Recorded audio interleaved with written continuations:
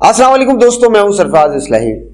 دوستو، خلیفہ ہارون الرشید کے دربار کے اندر ایک شخص حاضر ہوا اور اس نے کہا کہ میں خلیفہ صاحب آپ کو کمال دکھانا چاہتا ہوں، مہارت دکھانا چاہتا ہوں، اپنے فن کا مظاہرہ کرنا چاہتا ہوں۔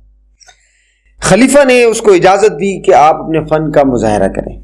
اس شخص نے کچھ دور کے فاصلے سے ایک سوئی پھینکی اور فرش میں گاڑ دی۔ اس کے بعد کچھ اور فاصلے پہ گیا اور دوسری سوئی پھینک کر گڑی ہوئی سوئی کے ناکے تک پہنچا دی۔ درباری بہت خوش ہوئے، بڑی تعریف کی، اس کے فن اور مہارت کی بڑی تعریف کی۔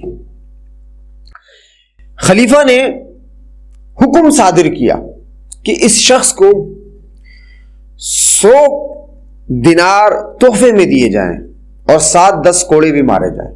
درباری بڑے پریشان ہوئے کیونکہ وہ اس کی فن سے، اس کی مہارت سے بہت خوش تھے۔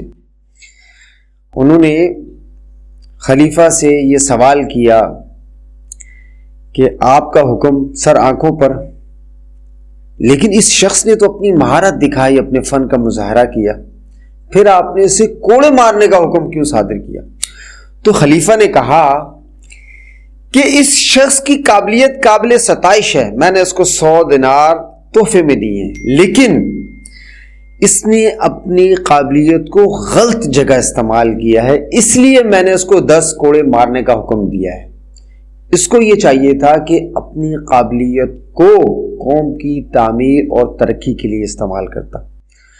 دوستو، آج کچھ اس طرح کا حال ہمارا بھی ہے۔ ہم اپنی قابلیت کو غیبت کی نظر کرتے ہیں، ہم اپنی قابلیت کو حسد کی نظر کرتے ہیں، ہم اپنی قابلیت کو جھوٹ بنانے کی نظر کرتے ہیں، ہم اپنی قابلیت کو ایسے چھوٹے موٹے معاملات کی نظر کرتے ہیں جن کا تعلق انسان کی کامیابی سے نہیں ہوتا، وقت کے ضیاع کی نظر کرتے ہیں، سستی اور کاہلی کی نظر کرتے ہیں۔